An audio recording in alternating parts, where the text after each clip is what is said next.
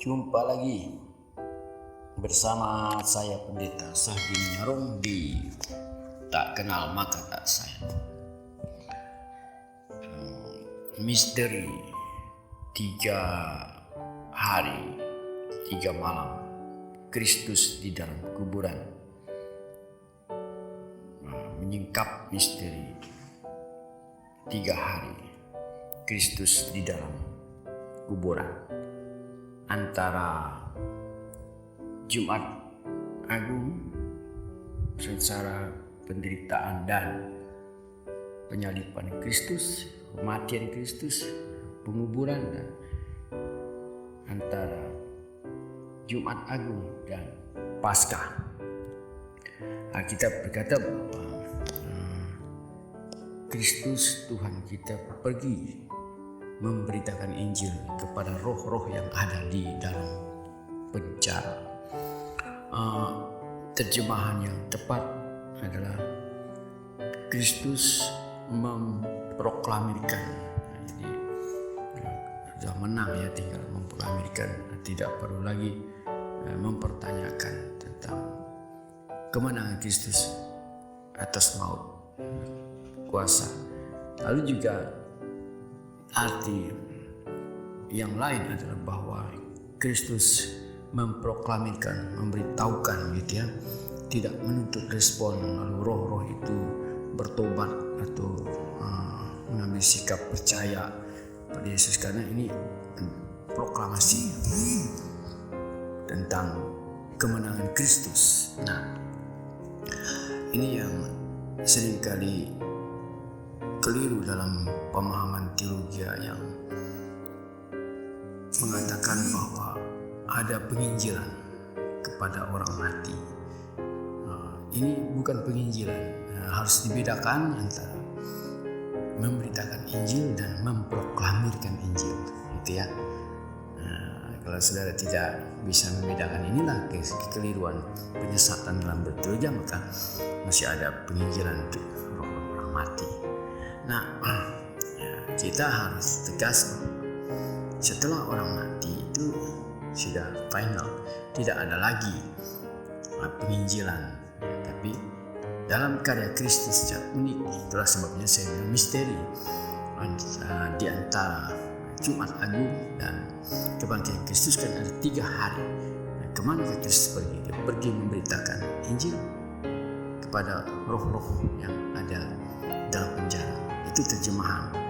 Nah, makanya dalam arti teks aslinya itu memproklamirkan, memberitakan, bukan menginjili. Beda ya. Menyatakan, memproklamirkan, memberitahukan. Tidak harus ada respon dari orang-orang yang diberitahukan itu tentang kemenangan kuasa Tuhan yang mengalahkan maut dan juga berkuasa atas alam maut itu. Nah, ini satu pemahaman yang harus tepat, benar, dan jelas.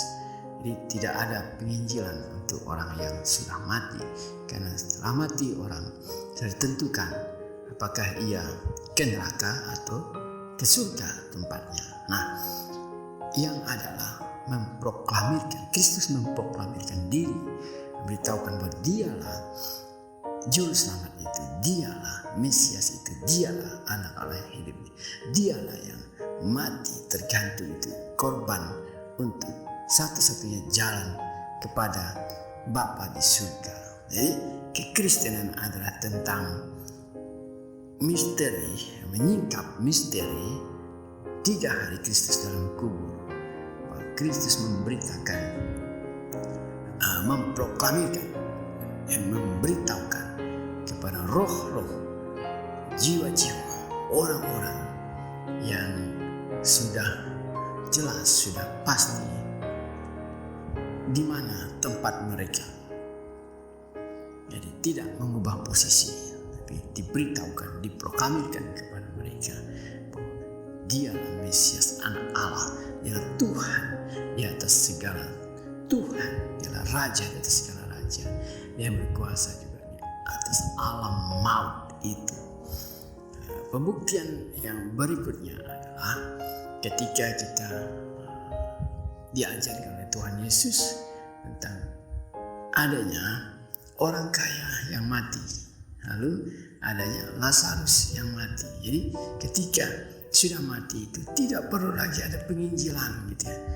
Itulah contohnya bahwa akhirnya orang kaya itu berkata kepada Lazarus bahwa dia mohon kepada Bapak Abraham supaya ada di antara orang yang mati itu bangkit lalu datang kepada masih ada 4 saudaranya yang di dunia itu, supaya melalui orang yang bangkit dari kematian itu lebih meyakinkan gitu ya. Logikanya lebih membuat orang bisalah mungkin percaya.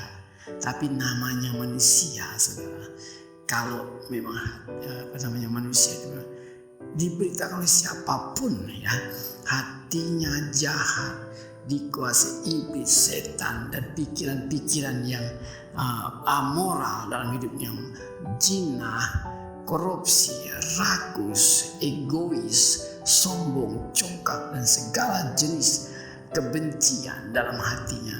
Mau orang yang biasa saja hidup, mau orang yang bangkit dari orang mati pun mengabarkan Injil kepada orang jenis begini, kalau bukan karena anugerah Tuhan, kalau bukan karena penginsapan dari Roh Kudus tentang orang ini, maka dia mau percaya atau bertobat kepada pemberitaan orang, tidak mungkin, mustahil itu akan terjadi. Meskipun ada orang yang bangkit dari orang tua mati itu menyatakan bahwa Yesuslah satu-satunya Mesias, Anak Allah, Juru Selamat, jalan ke surga. Lihat saja dalam kenyataan kita, kehadiran orang Kristen di tengah-tengah orang yang bukan percaya, kehadiran gereja hamba Tuhan, bahkan di dalam gereja sendiri pun dikatakan bahwa tidak perlu lagi memberitakan Injil. Sudah dianggap sudah masuk surga, masuk gereja, menjadi orang Kristen saja. Ini pengajaran yang keliru dan menyesatkan. Berita Injil tetap diperlukan saat orang masih hidup. Berita Injil tidak diperlukan lagi saat orang sudah mati, sudah terlambat. Itulah sebabnya urgensinya pemberitaan Injil itu sekarang, saat inilah.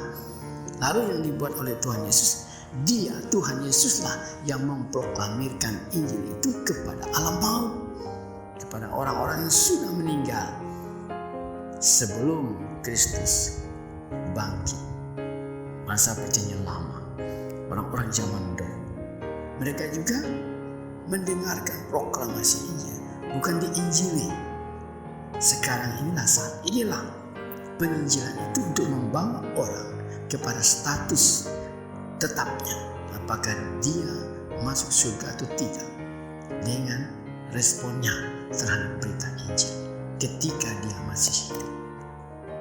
Ini sisi yang tertinggal ketika banyak liturgi ibadah Paskah memperingati tentang kematian, kebangkitan Tuhan kita Yesus Kristus, dan jarang dijelaskan atau diperdengarkan dalam khotbah-khotbah. Pengajaran itu penting, karena dengan pengajaranlah gereja sehat, gereja maju, gereja itu mempermuliakan Kristus, mempertahankan kebenaran Injil yang murni. Selamat mengingat, menghayati, dan mengamalkan kebenaran tentang Jumat Agung, dan diantaranya penguburan Kristus 3 hari di alam maut, dan Paskah, kemenangan kebangkitan Tuhan kita Yesus Kristus. Luar biasa, Tuhan Yesus memberkati.